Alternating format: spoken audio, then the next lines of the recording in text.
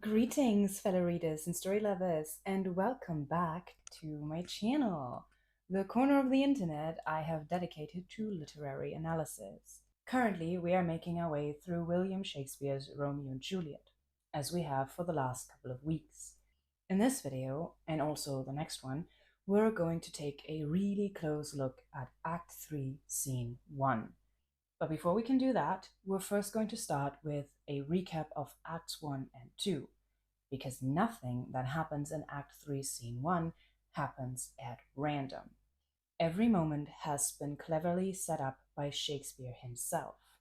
So let's take a look at that, shall we? Act 1 sets up the world of the play, with the feud between the Capulets and the Montagues being the very first thing we see on stage. By starting with this feud, the play also shows us that Verona is a city ruled by chaos and violence. Although it does have a ruler, the prince, only referred to as such in my version of the play, though you might also see him called Prince Aeschylus. He frequently shows up too late to do more than speak a word of authority. We see this at the end of the brawl in Act 1, Scene 1, where he decrees that whoever starts another fight in the streets will be sentenced to death. Act 1 also introduces us to every major character. Tybalt and Benvolio are a pair of foil characters, with Benvolio acting as peacekeeper while Tybalt acts as the aggressor, who cannot help but escalate every situation that he finds himself in. They're also what we call static characters, meaning that they don't change throughout the course of the play, which is entirely intentional on Shakespeare's part because they represent fixed attitudes toward conflict, peace, and aggression, and keeping them the same makes that contrast sharper. Romeo is a young man completely governed by his emotions.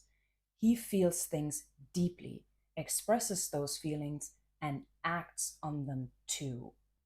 At the beginning of Act 1, he is absolutely heartbroken over Rosalind, but when he first lays eyes on Juliet, he falls head over heels in love with her and immediately approaches her on the dance floor at her parents' party. Juliet, on the other hand, is far more level headed. When we meet her in Act 1, Scene 3, we learn that she is only 13, and yes, that detail's important, and hasn't given love or marriage much thought. However, when her mother asks her to consider Count Paris as a potential husband, she agrees in order to make her parents happy, which shows that she is overall pretty obedient when it comes to her parents, which would have been entirely expected of a young woman in this time period. Now, a character I've only mentioned in passing so far is Mercutio. I've analyzed his Queen Mab speech in a Patreon exclusive video, which I swear I will manage to upload at some point in the future. But other than that, he hasn't played a major role in this play up until this point. What's important to keep in mind about him is that he's basically an anti-Romeo. He doesn't believe in romance, and where Romeo is dreamy and idealistic, Mercutio is witty and pragmatic. But he's also friends with Romeo and Benvolio, which puts him squarely on the side of the Montagues in the ongoing feud. This last part is particularly relevant because it's the reason Tybalt approaches him in the first place and why he steps in to fight on Romeo's behalf. Alright, the last thing I want to mention when it comes to Act 1 is the idea of fate. Fate plays a major role in a lot of Shakespeare's tragedies, like, for example, Macbeth. And in this one, there are three examples of fate being at play in the first act. One, in the prologue, Romeo and Juliet are called a pair of star-crossed lovers. Two, in Act 1, Scene 2, Lord Capulet sends out a servant with invitations to his party. But the servant can't read, so he asks Romeo for help, which is how Romeo learns that Rosalind will be there, which is why he decides to sneak in, which is how and why he meets Juliet. And three, on the way to the Capulet ball, Romeo says that some consequence yet hanging in the stars shall bitterly begin his fearful date, meaning that he believes that something bad is going to happen to him if he goes to the Capulet party. And yet, he still goes, reinforcing the idea that he cannot escape his fate. Act 1 closes with the Capulet Ball, which marks the inciting incident. Romeo and Juliet meet and fall in love. From there on, the tragedy takes its course. Now let's look at Act 2, shall we? So, Act 2 has one central idea. Romeo and Juliet are in love, but their love is kept a secret from pretty much everyone around them.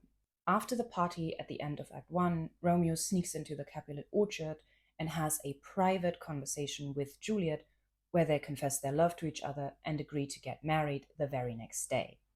This conversation is witnessed by no one but them. Romeo then goes and tells Friar Lawrence about his plans. The friar is skeptical at first, but almost immediately agrees to marry Romeo and Juliet, in secret. Juliet confides in the nurse, but not her parents, and the nurse doesn't try to stop her. On the contrary, she facilitates Romeo and Juliet's marriage by going out and meeting Romeo and then relaying his plans to Juliet. So the only adults that Romeo and Juliet tell about their love and relationship, one, agree to keep it secret from everyone else, and two, help them with their secret romance.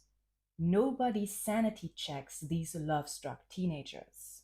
But the secrecy goes even further than that, because Romeo doesn't even tell his friends. When he makes his plans with the nurse, Benvolio and Mercutio have already left. So even the people closest to him are kept completely in the dark, which makes the escalation in Act 3 possible in the first place.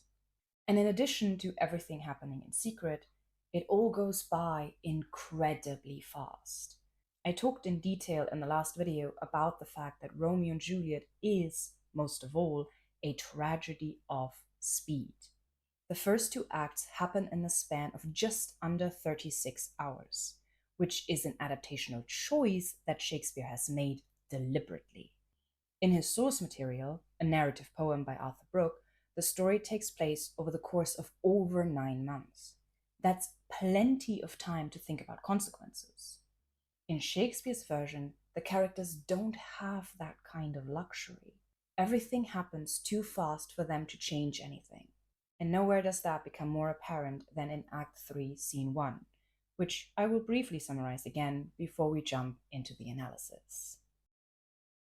So I already gave the full summary in last week's video, so this is going to be a Cliff Notes version. Benvolio and Mercutio walk through the streets of Verona and talk about how a fight with the Capulet seems inevitable. Cue Tybalt approaching them, looking for Romeo. Mercutio relentlessly teases and antagonizes him until Romeo arrives. Tybalt then immediately challenges Romeo to a duel, which Romeo refuses because he's married to Juliet, which makes him and Tybalt family. Mercutio, who, remember, doesn't know that Romeo and Juliet are married, interprets Romeo's refusal as cowardice, so he steps in to fight on Romeo's behalf. Romeo and Benvolio try to stop them, but Tybalt stabs Mercutio underneath Romeo's arm. Mercutio dies. Romeo immediately blames himself for his death, citing his love for Juliet as the cause of his effeminate behavior. And believe you me, we're going to talk about that in the next video, so put a pin in it. When Tybalt comes back, Romeo stabs him, then flees the scene of the crime after Benvolio urges him to. Then the prince and pretty much the whole of Verona arrive, and Benvolio explains what happened. The prince then chooses to only banish Romeo instead of sentencing him to death, which he very well could have done, and which Lady Capulet actually demands of him. And with that, the tragedy is no longer just in motion, but fully in place. From now on, everything only spirals further out of control, until eventually Romeo and Juliet take their own lives because they see no other way out. But let's look at how this scene pushes the tragedy past the point of no return, and how its first lines already signal that very inevitability. The scene opens with immediate foreshadowing.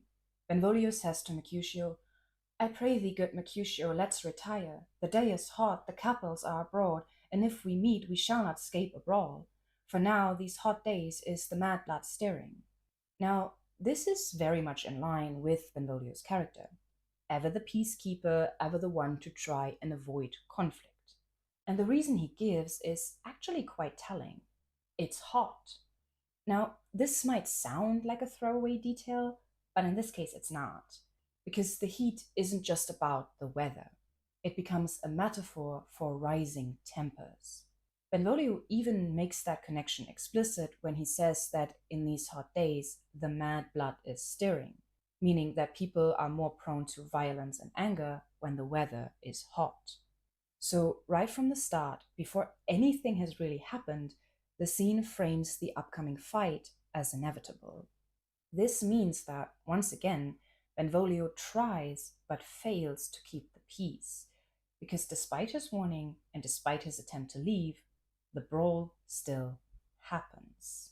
Once again, anger seems to win out, but with disastrous consequences. Now, Mercutio's reaction to Benvolio's warning is also interesting. He makes it seem like Benvolio is the one looking for a fight, which, given what we know of Benvolio's character, seems highly unlikely, and given how the scene continues, sounds like projection, if you ask me. If you remember, I explained in one of my earlier videos that projection is when you assume somebody does something for the sole reason that it's what you would do in the given situation. So if we take into account how Mercutio reacts when Tybalt shows up, which we'll talk about in just a minute, namely relentlessly teasing and antagonizing him, it becomes much more likely that Mercutio is projecting his mood onto Benvolio. He brings up several occasions where Benvolio has supposedly quarreled with someone in town for pretty petty reasons. For example, he says that Benvolio will quarrel with a man for cracking nuts, having no other reason but because thou hast hazel eyes. That's line 18 to 20. Or a little bit further on, Mercutio says that Benvolio has quarrelled with a man for coughing in the street because he hath wakened thy dog that hath lain asleep in the sun. Now, if you think all of this sounds incredibly petty, that's because it is.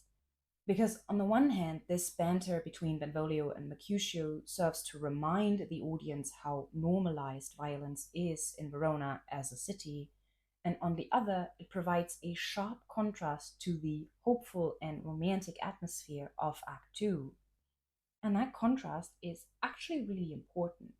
If you remember from my recap section earlier, Act 2 is defined by intimacy and secrecy. Romeo and Juliet meet and confess their love in private. They make their plans in secret and get married without anybody else knowing what's going on. Now, at the beginning of Act 3, we're out in the open, in the streets of Verona. And with that, we're also back in a world where conflict and violence are the norm. In a way, this opening scene serves as a tonal reset for the audience. It reminds us that the romance is over now, and we're back in the real world, where Romeo and Juliet's love is constantly under threat. And Shakespeare won't let us forget it. Now, let's talk about Mercutio's puns. So, when Tybalt shows up, Benvolio goes, "By my head, here come the Capulets." Now, by my head is just an old-fashioned way of saying something like, "Oh dear," or "Good Lord."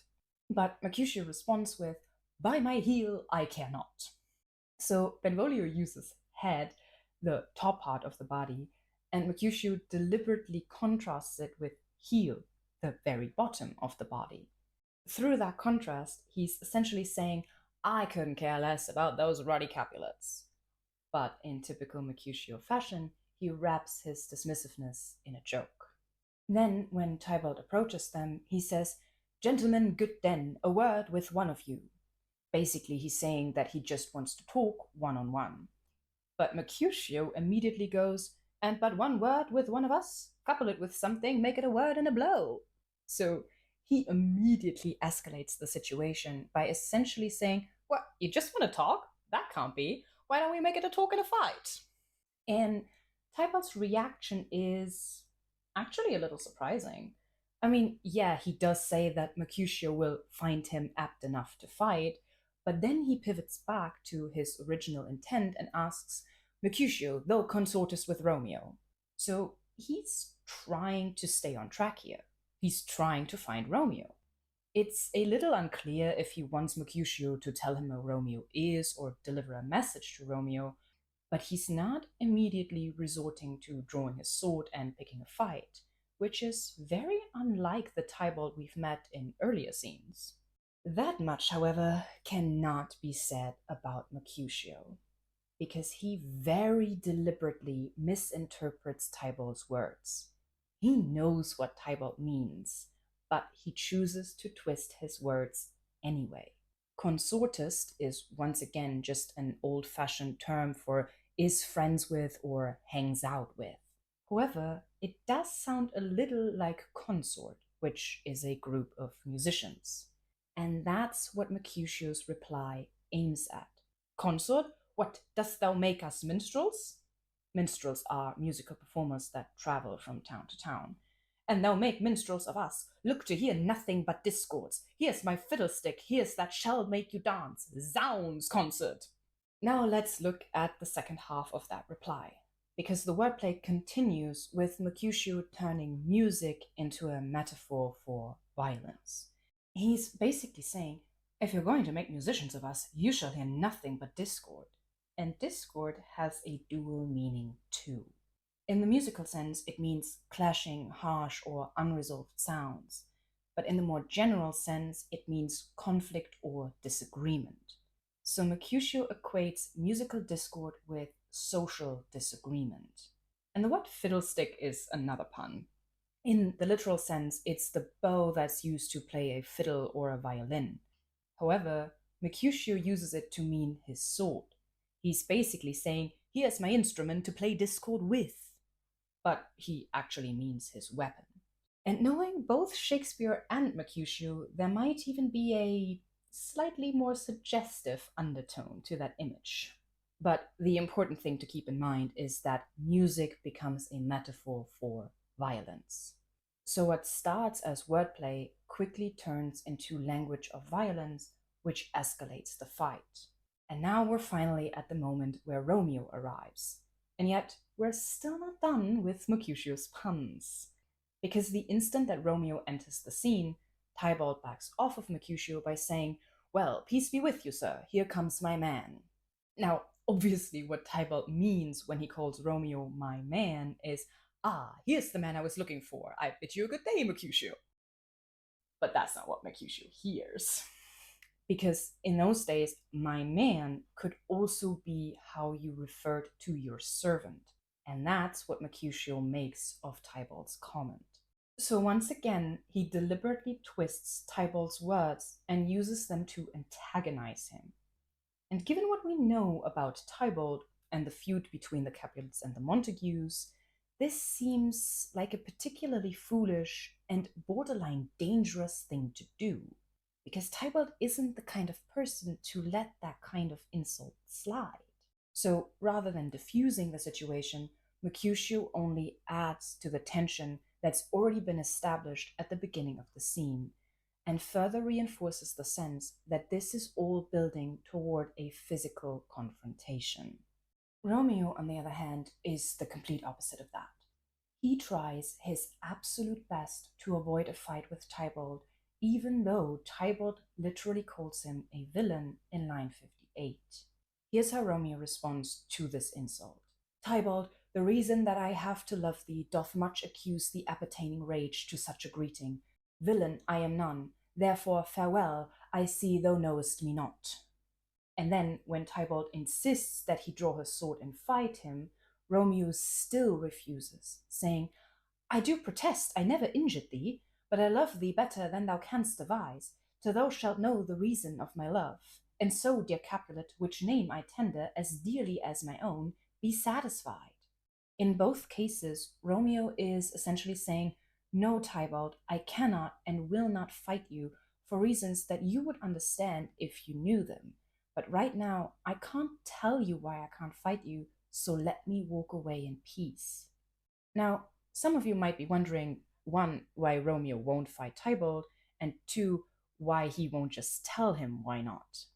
To answer the first question, because Romeo is now married to Juliet, and Tybalt is Juliet's cousin, therefore he and Romeo are considered family now. And that actually makes Romeo killing Tybalt later a blood crime, which would have been considered a pretty serious issue in those days. And the reason he can't tell Tybalt is because nobody knows. Their wedding happens in secret, remember? So if Romeo were to reveal the reason here and now, he wouldn't just be explaining himself to Tybalt, he would be exposing their marriage altogether before either of them has had a chance to explain anything to their respective parents. And that would have consequences Romeo clearly is not prepared to deal with at this very moment. So instead, he hopes that Tybalt will just take his word for it, which, again, given what we know about Tybalt, seems highly unlikely. That being said, we never do find out what Tybalt would have done, because at this precise moment, Mercutio steps in and escalates the situation by fighting Tybalt himself. Now, before we move towards this video's conclusion, we need to talk about why Mercutio steps in here, because it has everything to do with the different ideas of masculinity at play in this scene. I've already talked about Tybalt's idea of masculinity in a previous video. For him, being a man means defending your name and honor through violence. And that's exactly what he's doing here. He sees his honor offended by Romeo, who showed up at the Capulet ball uninvited, and now he demands satisfaction through a duel. That's what this whole scene is about from Tybalt's perspective. Mercutio, on the other hand, performs masculinity. He believes that you need to be loud and aggressive in order to be perceived as a man. And that's why he gets so ticked off by Romeo's refusal to fight. Because in that moment, Romeo is rejecting his idea of what it means to be a man. And more than that, he believes, because he doesn't know any better, because he doesn't know of Romeo and Juliet's marriage, that Romeo acts out of cowardice and weakness, the exact opposite of what he believes you need to do in order to be viewed as a man. And that's why he steps in to fight on Romeo's behalf, to defend his friend's honor, which makes sense for his character when we take his view on masculinity into account. Now, what Romeo is trying to do here is interesting. He rejects both of these ideas of masculinity. Instead of responding with aggression or mocking behavior, he stays calm, reasonable, and downright respectful when speaking with Tybalt. For example, he addresses him as "Dear Capulet, which name I tender as dearly as my own." That kind of language stands in stark contrast to what we've previously heard from both Tybalt and Mercutio. So rather than escalating the conflict, Romeo's trying to redefine the situation altogether. And yet, that very same respectfulness is what comes back to bite Romeo. It's why he says that Juliet's beauty has made him effeminate in line 110. But we're going to have to look at that in the next video. For now, let's sum everything up, shall we?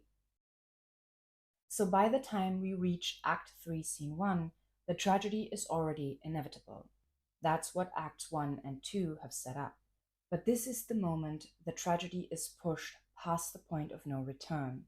It becomes irrevocable. It does so by opening with immediate foreshadowing. The day is hot, the mad blood is stirring, tempers are already running high. In short, a fight seems unavoidable. Benvolio tries to keep the peace by removing himself from the situation, but as we've seen before, his attempts ultimately fail. Instead, it's Mercutio who takes control of the situation, and he does so through language.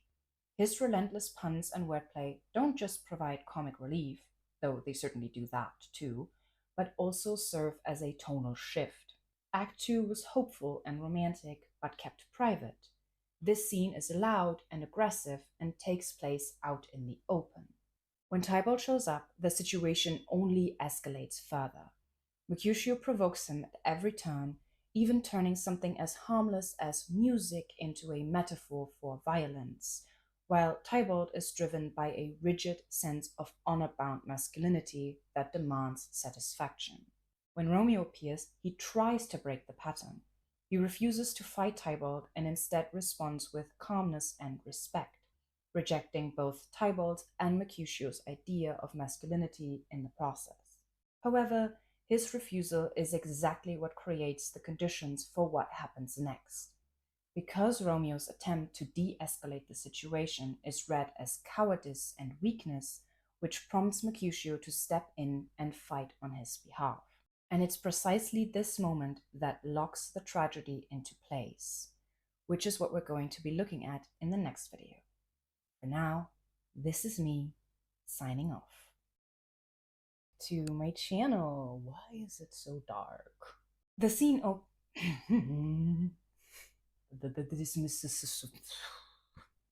inspect. Stumbling over words. Yeah, Mercutio twists Mercutio's words. Of course he does. Julius again. I think I had that same mistake in the previous video. Thanks everyone for watching. If you enjoyed this video, please make sure to like, share, and comment down below. And don't forget to hit subscribe if you don't want to miss any of my future videos. I also have a Patreon that you can subscribe to, starting at as little as $2 a month, which gives you early access to any of my videos. Higher tiers include access to exclusive Patreon-only content and the chance to suggest books, plays, or poems for any future analysis. For now, that is it from me, and I'll see you next time.